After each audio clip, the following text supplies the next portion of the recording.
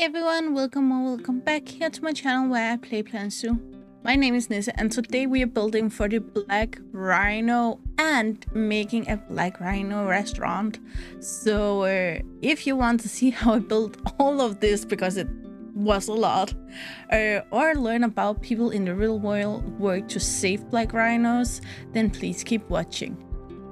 Okay, and something I actually started to do a lot in my builds is to use building for multiple things. I have done that in other zoos where I, for instance, have used building for multiple different animals, but here I actually use them for multiple kinds of buildings. For instance, in the Somali wild ass and dromedary camel, we have a what's it called, a keeper hut. In the Damak Israel we have the quarantine. So here we're actually gonna make two buildings. So we're gonna have this in front, which will be the restaurants, and one home, and then we will have a home in the back that will have a personal staff unit back there. The reason I want two houses is basically because rhinos are big and they are dangerous even if they don't want to, and this can become an issue for babies. So therefore I thought that a lot of zoos actually do this, not only with rhinos but also with other animals such as elephants, where the males have their own enclosure and then it can be combined. So I will build it as one habitat, but you will see a clear split where the male's enclosure in the back would be that the guests actually can't see that much, and then the females in the front. The reason I want the females in the front is because we have two of them, so they would be easier to see, and they have the babies with them. Yesterday for the Damak I built the quarantine in the back and lifted plank because it was a quarantine. However, today it's gonna be a home in the back, and therefore we need to put love into it. Not as much foliage because, to be honest, I don't think the rhinos actually care. I think that's probably more for the guest, but make sure he has a nice water hole, he have his food, he have his enrichments and all these things back there, just as the females have in front, which makes it a little more difficult to keep the rhinos in front where the guests can see it when the two enclosures are combined. But yeah, that's how it's working at this point. Anyway, we are talking Black Rhino today, and they do belong in the class of Mammalia, which most living individuals in the world do. Then they are in the Perissodactylae order, which is the one for the odd-toed ungulates, which is not necessarily animals with a odd number of toes, but that they put their weight on a odd number of toes. This could, for instance, be animals like the tapirs. Though the tapirs do have 4 toes on the front, they do still have overall a odd number since they only have 3 in the back, and even furthermore, they only use the weight or put the weight on 3 of them. It could also be animals with 1 toe, such as donkeys, asses, horses, and so on. Zooming in a little closer, we go to the family, and it's called Rhinocerotidae, which is the family of rhinos. And yeah, I'm gonna use the word rhino instead of rhinoceros. And I'm pretty sure you could hear in that pronunciation why I'm gonna go with rhino instead. But the Rhinocerotidae is of course the family of rhinos, and it includes all of the white ones, all of the black ones, the Indian, the Sumatran, the Yavan, and so on. We have a lot of fellows in here. Exactly 15 species, though some of them is of course extinct at this point, sadly. For the genus, we are looking at the Diceros genus, which technically includes 6 species, but that would be 1 species being the Black Rhinoceros and then 5 species being the subspecies of the Black Rhino, being the Western Black Rhino, the Eastern Black Rhino, the South Central Black Rhino, the Southwestern Black Rhino, and the Southern Black Rhino. The focus today, though, is black rhinos as a big picture animals, because even together, all of these subspecies are still critical endangered, so I think it's important to talk about them as a whole today. And if you ever looked at something like a dinosaur and thought it has some features in common with the rhinos, then you wouldn't be totally wrong. In fact, the black rhino specifically appeared on our Earth millions of years ago during the Miocene era. They have, of course, evolved since then, but it is pretty much the same gene pool and it's pretty much the same animal as we look at today. All rhinos, of course, have their nose horns, and what is unique about the one of the black rhinoceros is that for most rhinos, they only have one, or they have one in the front and then just a little kind of bump behind it that technically is a horn, but it isn't as developed as the black one, where on some black ones the furthest back can be just as big, if not bigger, than the front one. They're of course not completely black, but they have a very much darker color than their white counterpart or their Asian variations have. Besides that fact, the black rhinos are not grassers like most rhinos are. Most rhinos have this flat muzzle, so as much as possible can reach the ground. But because the black ones eat bushes and higher foliage, they instead can just have this pointier mouth, and it's kind of cute the way it forms, as to it looks like sometimes they actually smile all the way up to their nose holes, which is extremely cute if you ask me. Anyway, today I'm actually taking a little bit of a different approach to the conservation of the black rhino than I normally would. I am actually gonna use the Red List website, the IUCN Red List websites, to go through it and just explain what we can use this for, because we talk about the IUCN Red List a lot on my channel, but I don't think we actually ever talked about how it can be used more specifically and what it is besides just classifying animals. It isn't, however, a perfect website because of some instances where they either group in animals together. For instance, here, all of the subspecies of the black rhinos are listed as black rhinos, and the same with lions. They just have lions and then all of the subspecies grouped in together instead of actually looking at them side by side. There are also some animals that they just simply haven't gone around to researching and working with at this point, which can be partially their fault and partially just no kind of local things in that area. Since they do not do this work themselves, they normally have a seat, a political way to work around things, and then they will have people working with them that are more on the ground, so therefore they do not do all of this themselves. Anyway, I have looked up here Black Rhinoceros, the Ceros bicornis, and of course link below for everything.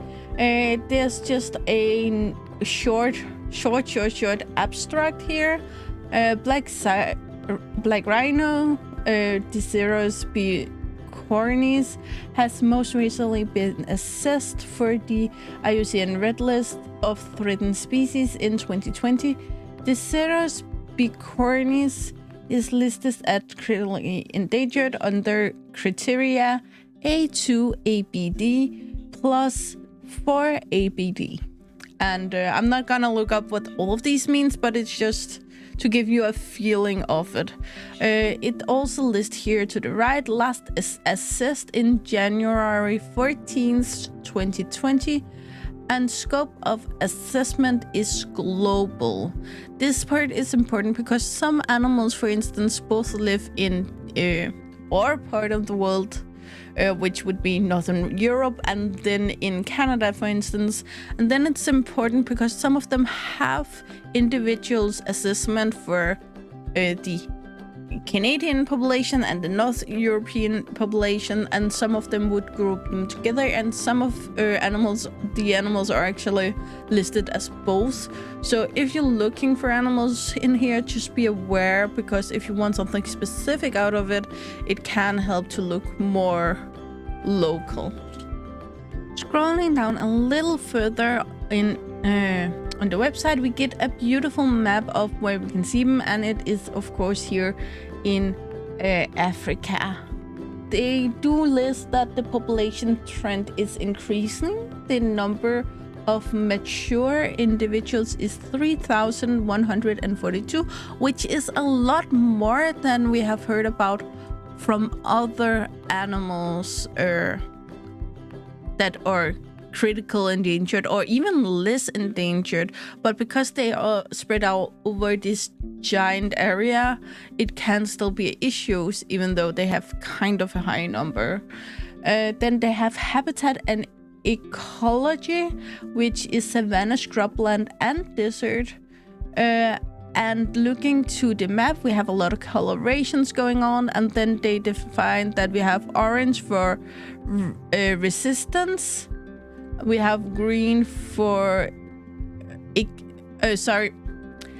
orange is extant resistant, which is like going strong, and then we have green that is extant and reintroduced resistant, which is green. And we have a few that's, for instance, Zambia and South Africa, a few more that I really can't see the names of, I'm sorry. Blue would be extant and assisted colonization resistant. We do not have any of that. And then red is extinct, and it's about half the countries that they were in, they're already extinct, and that is of course one of the reasons why they are endangered to this critical states. Then they go into the classification, also called taxonomy, which again is the order, family, genus. We have talked about that. Once again, conclude that it's critical endangered, and we already seen that. So some of these things are recap. Then we have the geographical range, which is what we just saw with the map, but here they distinctly write extent resistant is Angola, Kenya, Mozambique, Namibia, South Africa, Tanzania, United Republic of Zimbabwe.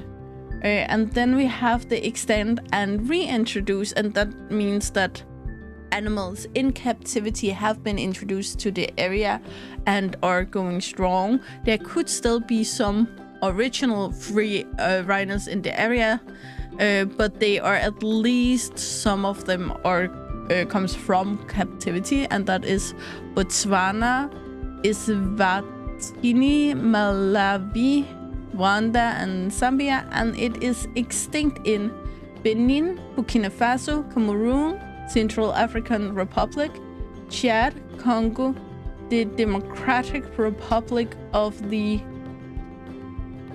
Eritrea, Ethiopia, Niger, Nigeria, Somalia, South Sudan, Togo, and Uganda. So again, you can see there is a really weird thing going on where it going strong in some instances and completely disappeared other places, but at the same time they already stated that the population trend is going the right way and the numbers are increasing. It also states that the population is not severely fragmented, and not continuing declining of mature individuals. And at this point, we go into very factual, like things are listed in a really specific way, and that's why some of these things may sound a little weird.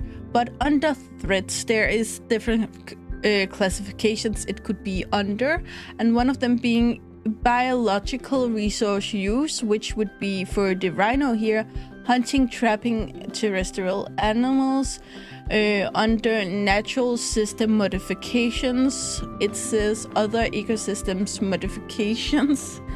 Under human intrusions and disturbance, it says war, civil unrest, and military exercises. And under invasive and other problematic species, genes, and diseases, it says invasive non-native alien species diseases. So here it's because it's need to fit within these categories, but it is clear to see a trend that there is multiple threats for the black rhinos from multiple different angles. Then we go down and look at what is called use and trade, and all of these factors have 3 different classifications, which is local, national, and international. For instance, medicine, human, and veterinarian, it's have national and international, so it's not a local issue in this case. Food for humans, that is local and national. Establishing ex situ productions is only an international issue. It's still an issue, but it's only listed as international. Sport hunting, specimen and collection is not a local issue. It's national and international, which means it's not the local populations wanting to hunt these for sports. They may hunt them to eat them for food, but for sports, for fun, that is people out where in the rest of the country coming in and doing it, or outside from other places of the world. And the last one here is handcrafts, the jewelry, etc. And that's also a national and international issue. Again, if you have rhinos around you, you probably aren't interested that much in rhino jewelry, but for someone who may only see one once in their life, it will mean a lot more, so it does make sense. But it is interesting how many of these are international issues. It's only the one with food that is not international, just as the one with establishing ex situ production is the only one that is not national, which means that it really isn't the local population's fault, a lot of this. Then we have conservation actions, which I think is the one we really want to hear about at this point. So again, we have a few different categories, and one being in-place research and monitoring, and then it says action recovery plan, yes. Systematic monitoring scheme, yes. So they are still currently monitoring the black rhinos, and action recovery plan, they are either making a plan of how to do this in the future, or have already made a plan. Then we have in place land water protection, which have conservation sites identified, and it says yes over entire range, which is beautiful. Then it says percentage of population protected by PAs, and that is 91 to 100, which I think is great. And then we have occurs in at least one protected area, yes. Since they already stated it was the entire range, so of course. Then the next one is in place species management, and we have harvest management plan, yes, that is in place. Successfully reintroduced or introduced being sorry, I cannot pronounce that, but yes, that is also in place, and subject to ex situ conservation, and yes, that is also in place. And the last category in this case is InPlace education, which is very important in this case, in every case probably. Subject to recent education and awareness programs, yes. Included in international legislation, sorry, that's also a yes, and subject to any international management trade control, yes.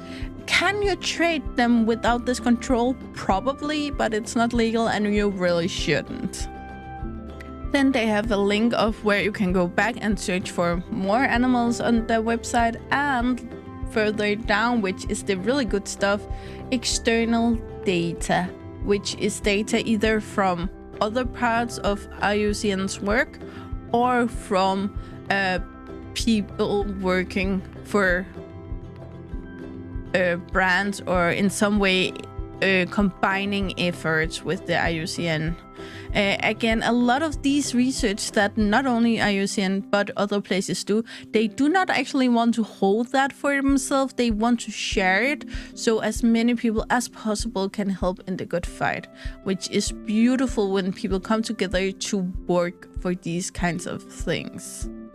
And personally, I think it is important that the work for the black rhino is a international work again, because a lot of the issues is maybe appearing locally, but in fact is influenced so much because of tourism, and I'm not sure if traveling to hunting also is tourism, but it is based on cultures outside of Africa, and especially outside of these smaller local populations in these areas.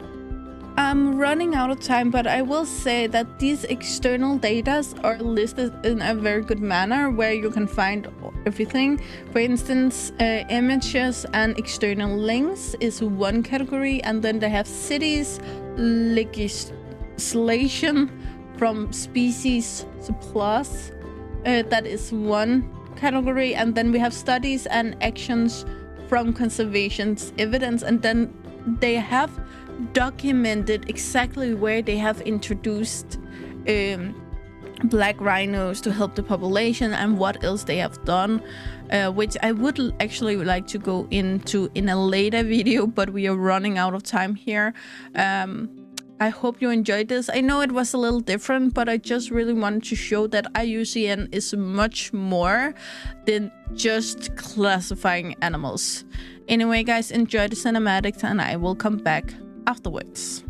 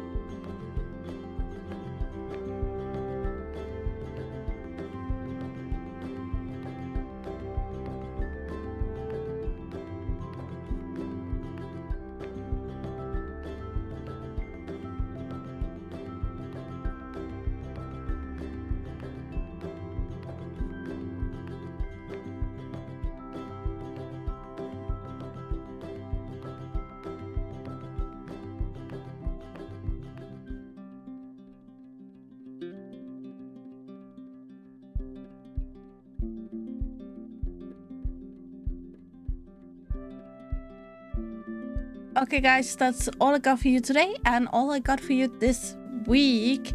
I will be back next week. Of course, we still have the addax to build for, and then we of course have a lot of other animals to build for.